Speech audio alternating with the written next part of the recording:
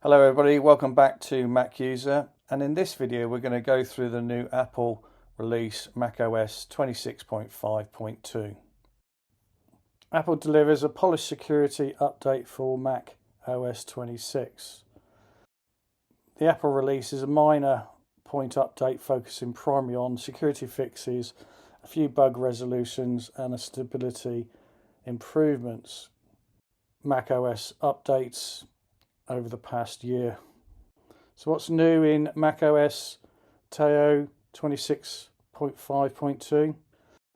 Apple's official release notes are characteristically brief. This update provides security fixes for your Mac.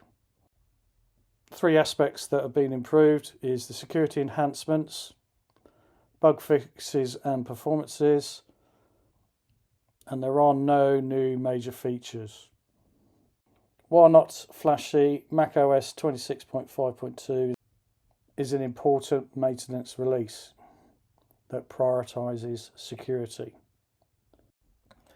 So let's get into the meat of it. Then how do we update? So the first thing, always make sure you have a backup of the system, just in case. The easiest method to do this is to use Time Machine, either from an external hard drive or use a NAS for your backup. So the other options is to use your cloud backup.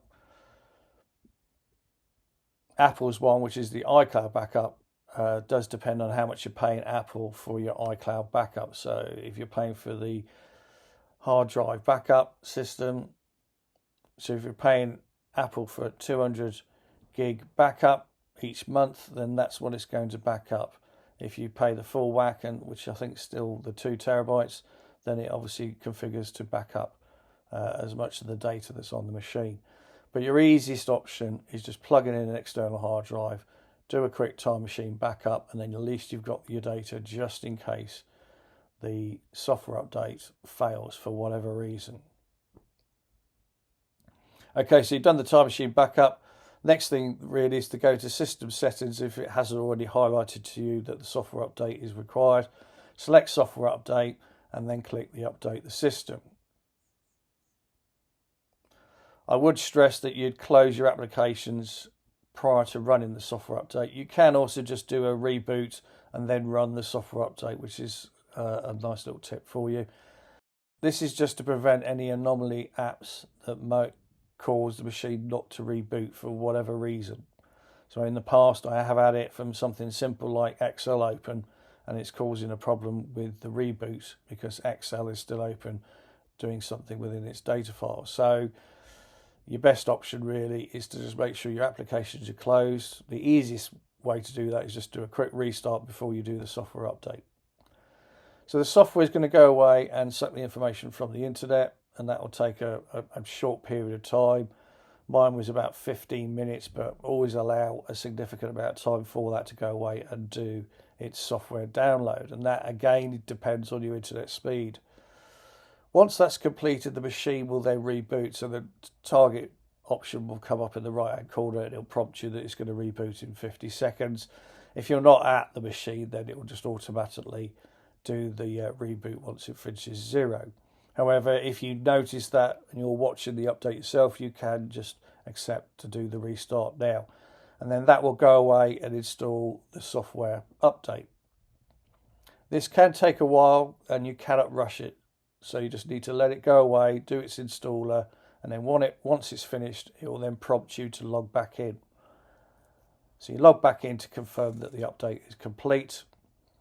I then just go to the system settings again, or system preferences, and just check for any software updates that are required. On my update, because I use Safari Technical Preview, it was prompting me for that update as well. So there was a new patch for that version of the web browser. And then once that's completed, all you need to do is then go into your applications, certainly the common ones that you use all the time, just to make sure that they all work or they don't have any other updates themselves. So you can go to the App Store and just check to see if you've got any other software updates on the. Once you've completed that, it is advisable to go to the App Store and just check that any other apps that need updating are actually updated. If you've got certain bits of software which aren't run through the App Store, then again log into them and then just check the software update. So the Infinity Photo Suite package that I've got, I have to directly go into each app and just run the software update just to make sure that it is working fine. Once that's completed, you're good to go. You could do repair permissions. So I've always mentioned that you can do repair permissions in Disk Manager if you want to. But that's it, really.